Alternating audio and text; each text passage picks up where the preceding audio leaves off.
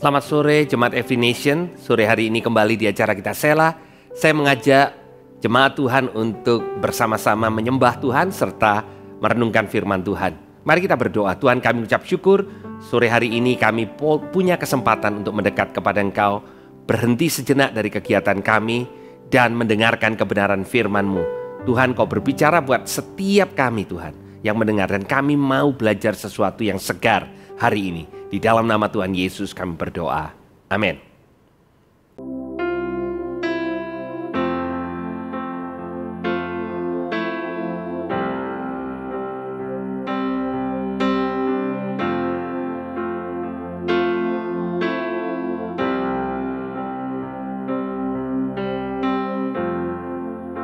Kekuatan di jiwaku, ketenangan batinku, ada dalam hadirat-Mu, ku menyembah-Mu. Tersungkurku di kaki-Mu, rasakan hadirat-Mu. Takkan ku melepaskan-Mu, Kau cahaya bagiku. Mengiring-Mu seumur hidupku, masuk dalam rencana-Mu Bapa. Pikiranku, kehendakku, ku serahkan padamu. Harapanku hanya di dalam-Mu, ku kan teguh bersama-Mu Tuhan. Jadikanku bejana-Mu untuk memuliakan-Mu.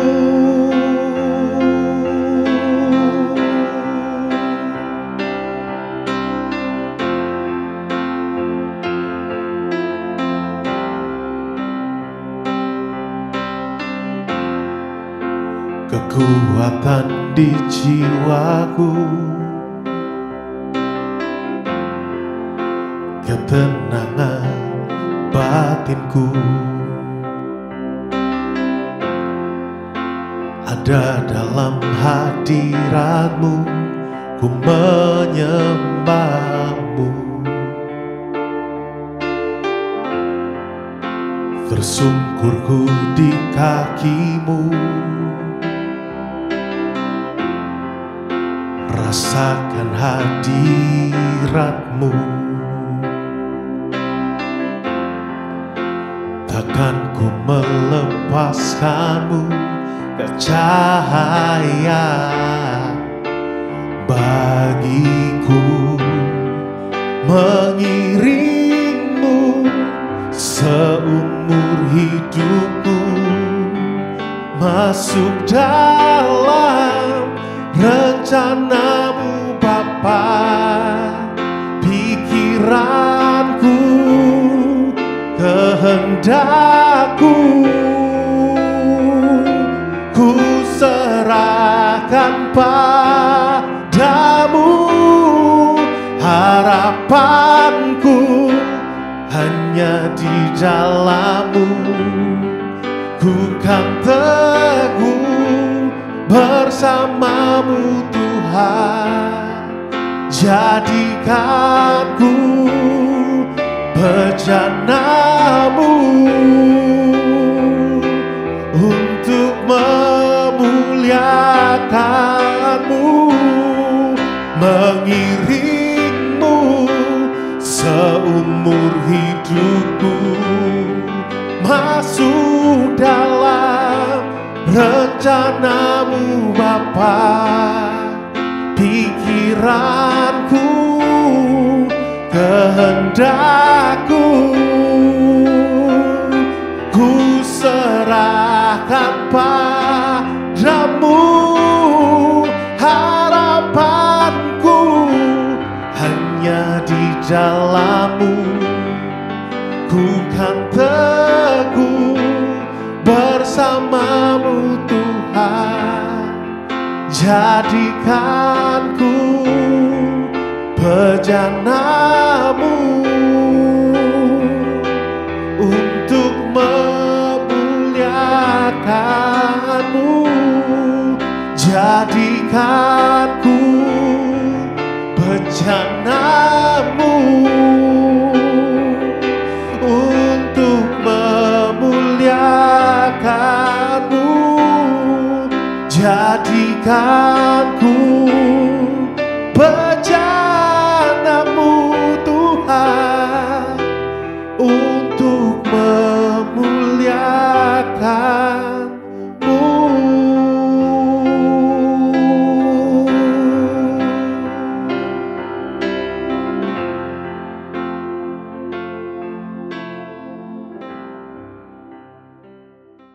Selamat sore jemaat Tuhan, dan sore hari ini saya akan berbagi tentang perspektif Tuhan dan perspektif manusia.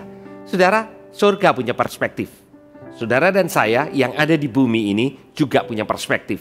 Dan kita perlu belajar untuk mensinkronkan perspektif surga dengan perspektif yang ada di bumi.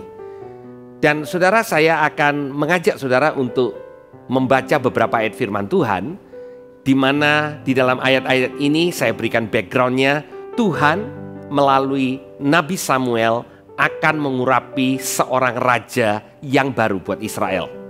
Pada waktu itu Raja Saul sudah undur dari Tuhan dan mulai masuk dalam bermacam-macam hal yang jahat. Dan Tuhan mengurapi raja yang baru. Kita tahu semua bahwa raja yang diurapi adalah Daud. Tetapi proses bagaimana sampai akhirnya Raja Daud yang diurapi, itu yang kita akan pelajari sama-sama. Itu yang kita akan belajar apa yang Tuhan katakan. Di dalam 1 Samuel pasal 16, saya membaca mulai dari ayat yang ke-6. Dikatakan ketika mereka itu masuk dan Samuel melihat Eliab, lalu pikirnya sungguh di hadapan Tuhan sekarang berdiri yang diurapinya. Tetapi berfirmanlah Tuhan kepada Samuel, janganlah pandang parasnya atau perawakan yang tinggi, sebab aku telah menolaknya. Bukan yang dilihat manusia, yang dilihat Allah. Manusia melihat apa yang di depan mata, tetapi Tuhan melihat hati. Nah saudara, mungkin saudara sudah pernah mendengar ayat-ayat firman Tuhan ini. Manusia memandang apa yang di depan mata, tetapi Tuhan melihat hati.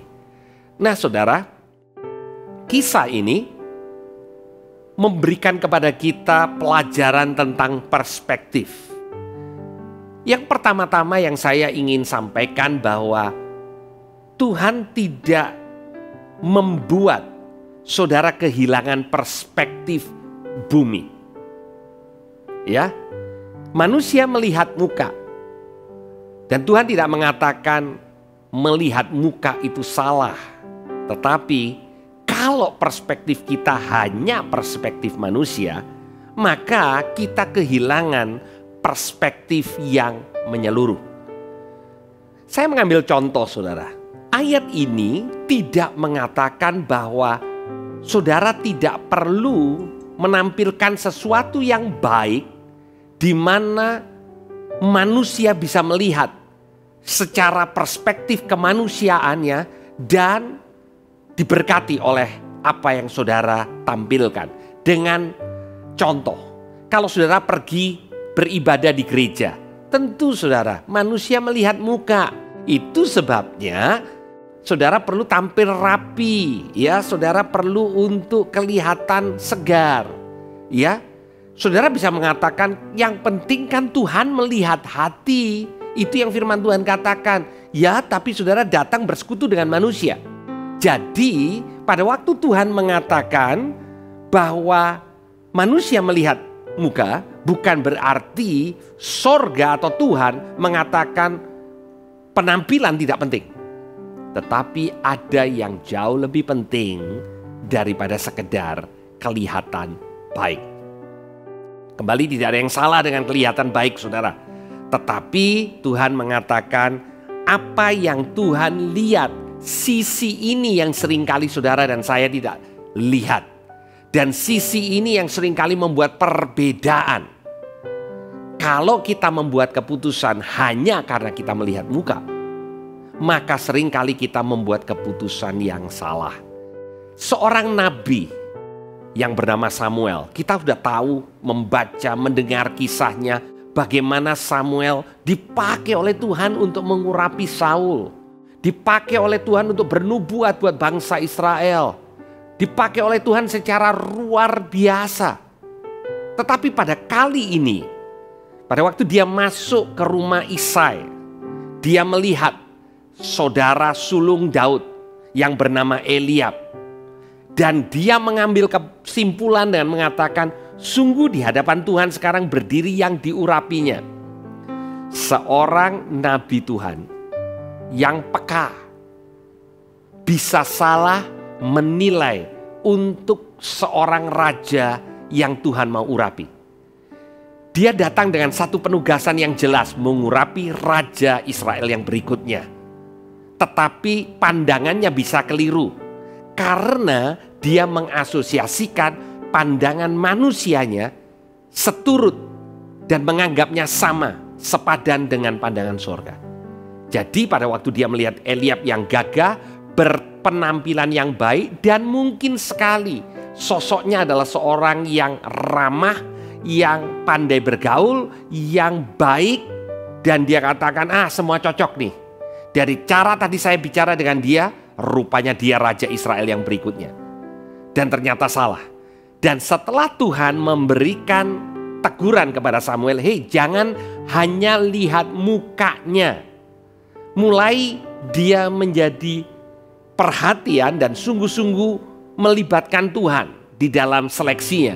Dan pada waktu kakak Daud yang kedua, yang ketiga, yang keempat, yang kelima, sampai yang ketujuh muncul di depannya, dia tahu dan dia katakan, bukan mereka itu semua. Bahkan akhirnya Samuel mengatakan kepada Isai, bapak dari Daud, apakah ini saja anak-anakmu? Sudah tidak ada lagi ya? Dan akhirnya Isai yang juga punya perspektif manusia mengatakan, ada, tapi lagi menjaga domba. Saudara, Isai bapaknya bahkan tidak bisa melihat potensi anaknya. Bahkan untuk hadir dalam ruangan itu, Daud tidak diperkenankan. Ya, padahal Tuhan berbicara kepada Samuel untuk disampaikan kepada Isai bahwa salah satu dari putranya akan diangkat jadi raja. Dan Isai bahkan tidak berpikir bahwa Daud punya kemungkinan sekecil apapun untuk menjadi raja. 7 anak laki-lakinya ada di sana, tapi tidak Daud. Lihat saudara, cara pandang kita, perspektif kita dalam mengambil kesimpulan begitu penting. Kalau kita hanya melihat yang dilihat oleh manusia, mungkin sekali Isai melihatnya dari sisi fisik, visi, dan kemudian dia melihatnya juga dari sisi kemampuan, dari sisi apa yang sudah dicapai oleh anak-anaknya. Dan rupanya dari sisi kemanusiaan itu Daud tidak masuk hitungan. Kabar baiknya buat kita saudara, mungkin saudara merupakan salah satu yang mengatakan saya tidak diperhitungkan orang. Kalau saya ikut pemilihan selalu gagal karena ada orang yang lebih pintar dari saya, lebih cantik atau lebih gagah dari saya, punya penampilan yang baik, kemudian personality mereka juga lebih baik daripada saya. Kualifikasi manusia saya tidak mampu untuk menyaingi orang-orang sekeliling saya. Saya sudah berkali-kali interview untuk pekerjaan dan saya ditolak. Dan kadang semuanya itu membuat kita punya pandangan manusia. Manusia memang melihat muka, saudara. Tetapi kalau Tuhan memanggil kita, Dia memampukan kita. Dan Tuhan melihat hati. Dan itu kabar baiknya, saudara. Dan Tuhan mampu untuk mengangkat seorang gembala remaja yang bernama Daud untuk menjadi Raja Israel yang terbesar sepanjang sejarah sampai hari ini. Nah saudara, apakah begitu saja? Apakah setelah peristiwa ini di mana Daud akhirnya diurapi menjadi raja dan tiba-tiba besoknya dia sudah memerintah di Israel? Jauh dari itu, saudara. Dari pengurapan Daud sampai proses dia menjadi raja perlu belasan tahun. Hanya karena saudara memegang janji Tuhan bahwa Tuhan akan memakai saudara. Tuhan tidak melihat kepada muka, Tuhan melihat kepada hati, dan Tuhan memberikan kemampuan kepada saudara. Bukan berarti besok saudara langsung masuk dalam panggilan saudara. Tetapi besok saudara mulai mempersiapkan panggilan saudara. Karena di mana Tuhan memanggil, di sana Dia proses, saudara. Dan kadang-kadang proses itu begitu menyakitkan. Proses itu begitu panjang. Tetapi Tuhan yang memulai perkara yang baik dalam kehidupan saudara, Dia sanggup untuk memenuhinya. Dia sanggup untuk melakukannya dalam kehidupan saudara. Mari saudara, kita punya cara pandang bukan hanya di dunia ini, tapi kita punya cara pandang sorga. Sama seperti Tuhan memandang kepada kita, demikian kita juga memandang kepada diri kita dan juga orang-orang yang ada di sekeliling kita. Mari kita berdoa. Tuhan, kami mengucap syukur karena sekalipun manusia hanya melihat muka, Engkau melihat kepada hati kami. Dan Tuhan, kami juga mau belajar punya perspektif sorga pada waktu kami melihat kepada diri kami sendiri dan juga pada waktu kami melihat kepada orang-orang di sekeliling kami. Kami boleh melihat dengan cara Engkau melihat. Terima kasih Tuhan untuk sore hari ini. Kami menerima kebenaran ini di dalam nama Tuhan Yesus. Haleluya. Amin. Tuhan Yesus memberkati.